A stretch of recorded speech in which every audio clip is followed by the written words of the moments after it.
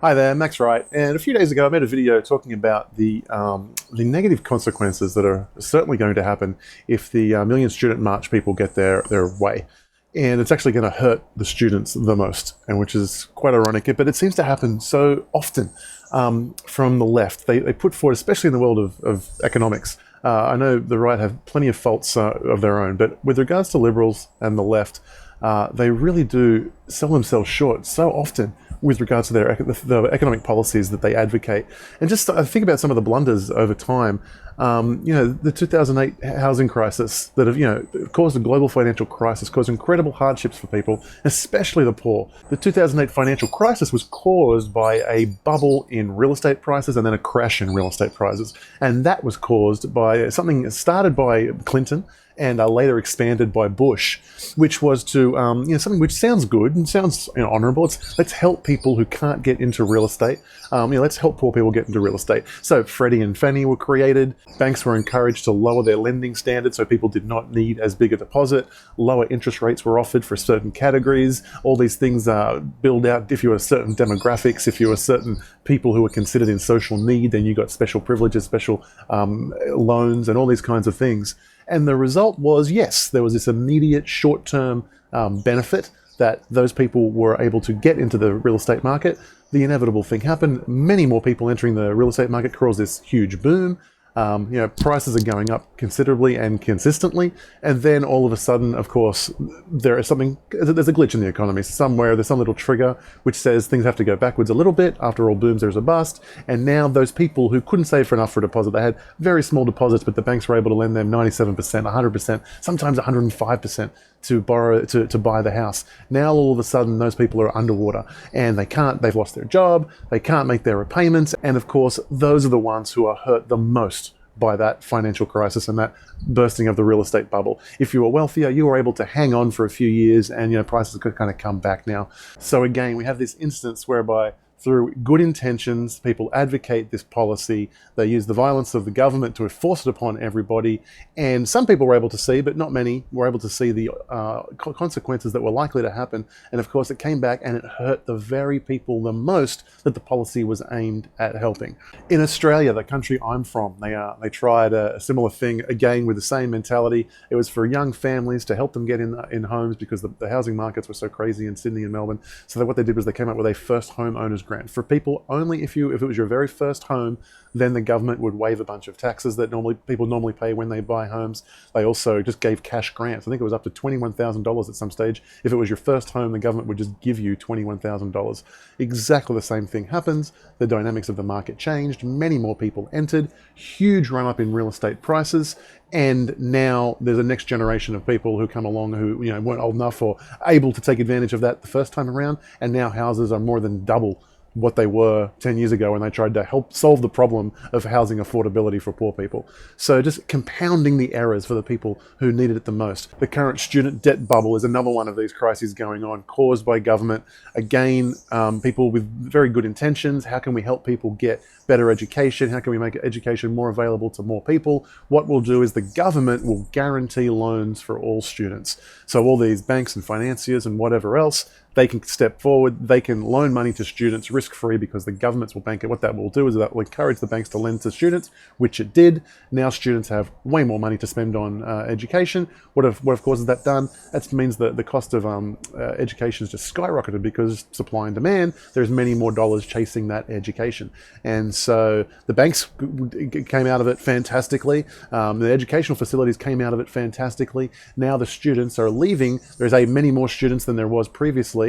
And so there's now a glut of graduates. Many graduates can finish their diplomas or degrees. They come out the other end. They can't get a job, or if they do get a job, it's in a field that they didn't need a degree to start with. They could have had an extra 4 years of a salary. Instead, they come out with a huge debt and the same job they would have had if they were lucky enough to have that job.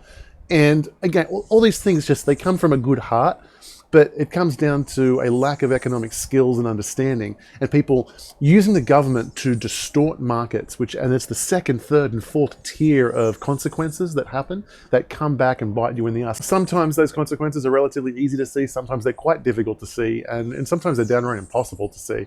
But every time you distort the market in some way, then what you do is you create a misallocation of resources. You create an inefficiency. And that's something that is really, really hard for most people to see it. It's an incredible skill to be able to see, you know, 1 or 2 or 3 or 4 moves ahead in the chess game, and to be able to see the consequences that come down the road 5, 10, 15 years as a result of these policies.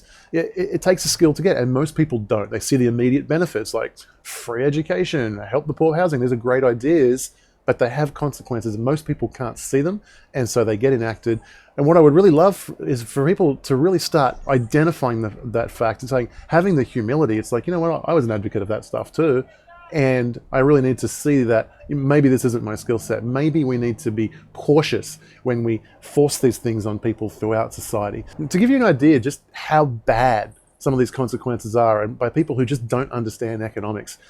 Here's an article. It was written in 2013 in Salon. Now, Salon is basically a socialist publication that advocates socialism. So as recently as March of 2003, it's only 30 months ago, they had this article, Hugo Chávez's Economic Miracle. The Venezuelan leader was often marginalized as radical. And he really was. It was actually a populist movement. There was a huge groundswell of people in Venezuela. He was democratically elected, and people just didn't understand. He advertised himself as socialist, very similar to Bernie Sanders, by the way.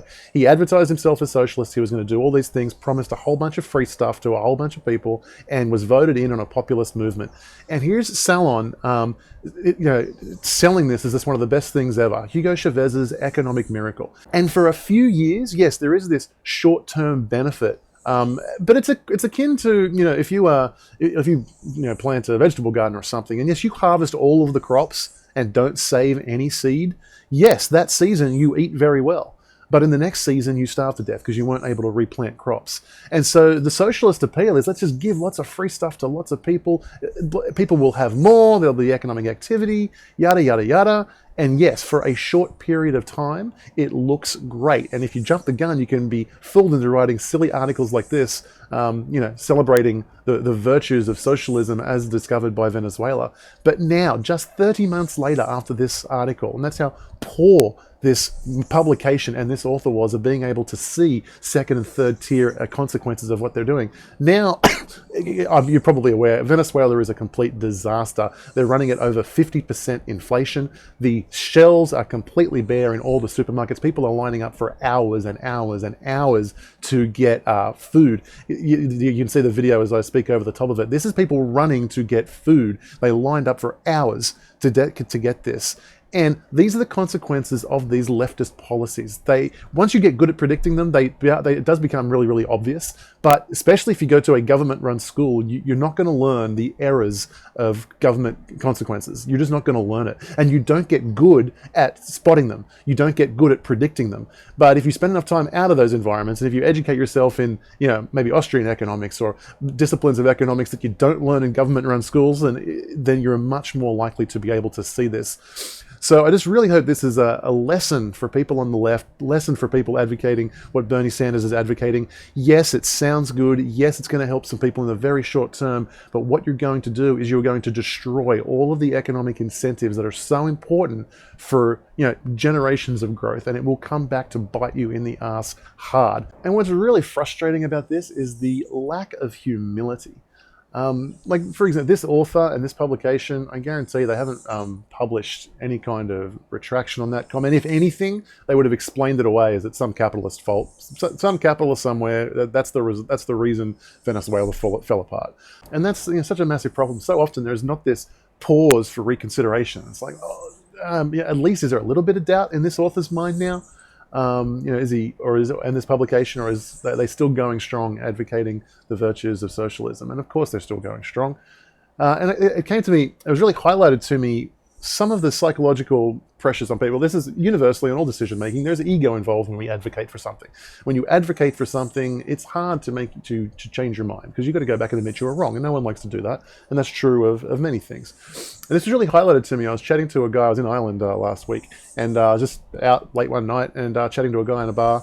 And he was actually a photographer, and he was telling me the virtues of socialism. And he was actually extremely knowledgeable. He went through the whole of Europe, and he talked about all the problems and why socialism is not working, and the just not doing it right. He even went through Scandinavia. He was very knowledgeable, talked about what a disaster it is there, contrary to popular opinion. So this guy really knew his stuff. And he got to the end, and I said, so you've just told me that everywhere it's tried, it's not working very well. At some point, you have to have the humility and come back and say, maybe I should stop advocating for it. Maybe it sounded good in theory and it doesn't in practice. When are you going to pull back? And he kind of smiled and went silent and changed the topic. But he never reconsidered. And I got to thinking about that. I was like, why? What is going on there? What are the psychological pressures there that make that so hard? And he was also a businessman. He was actually a photographer, and he sold his own photos. And earlier in the conversation, he told me a story about how he had made a decision. He'd done some research and made a decision that he's actually going to make a lot more money selling his photographs to the American clientele and not the European clientele, even though he was lived and worked in Ireland, took photographs in Ireland. So he built his whole business around that, started advertising to Americans, and that went down that path. And I got to thinking, if in his own business, he had made that decision and went down that path, and there were just no sales coming back from America, and he realized he'd made a bad decision. The pain threshold that you have to jump to change your mind and admit you were wrong in that instance is very, very small compared to the pain threshold of being hungry, not selling any photographs, and your business failing. And so very quickly, there's humility there, because I don't care if I was wrong, I just have to change my mind and make sales. So I'm going to change the direction of my business. But the challenge with socialism so often, and in the example of this particular author celebrating the virtues of socialism in Venezuela, is you're inflicting the pain on somebody else. And you are not feeling the pain and the consequences of what you've advocated. And so it's not a sufficient enough pain to be higher than the pain of being humble and changing your mind and admitting you were wrong, even if to yourself. And I think this is one of the things that makes it so hard for people to recant on socialism. And let's face it, if you go to a government-run school, which virtually everyone on the planet does these days, you come out the other end believing in big government, believing in government's there to solve all your problems, and basically socialism to one degree or another. And so to eventually walk away from that and beat all that indoctrination and confess that you were wrong, that's a very, very hard thing to do. And so for people on the left, I mean, I think it really will pay you to be humble enough to just go back and revisit some of the things that you've advocated in the past. What things were you wrong about? Perhaps you were that person, crying in the streets, celebrating Obama's inauguration, and thinking, oh, finally, we're going to have somebody who takes care of the little guys and, reins in the banks and all this kind of, and you realize that just absolutely did not happen. And so, okay, yeah, maybe we celebrated a little bit early there. Maybe you're an advocate of some of the things I've discussed here. You're an advocate of helping less fortunate people get into homes, which actually came back to bite them in the ass. Maybe you're an advocate of helping students get free loans. That's come back to bite them in the ass. Just go back and revisit that, and then have the humility to say, you know what, maybe I don't have the economic skills to be advocating this stuff, and certainly not to be demanding that I force this on everybody else. Another one, I'm not going to talk about it now because I've spoken about it in my last 4 videos, and I don't want this video to get too long. But minimum wage. Minimum wage is the biggest disaster ever for poor people. So if you're advocating that, please check out some of the other videos on this channel. You'll realize why that is such a bad idea. So guys, I hope you enjoyed that. Please like it, subscribe to this channel. You get lots more videos from me. I got a great video coming up. Sargon of Akkad, one of my favorite YouTubers, over 200,000 subscribers. We're going to be doing another live stream. We've already done one. We're going to be doing another live stream in the next few days. So please subscribe and find out more details about that. Share this video, and I've got another This Week in Tyranny coming out early next week. So please tune in for that, and I'll see you next week. Take care.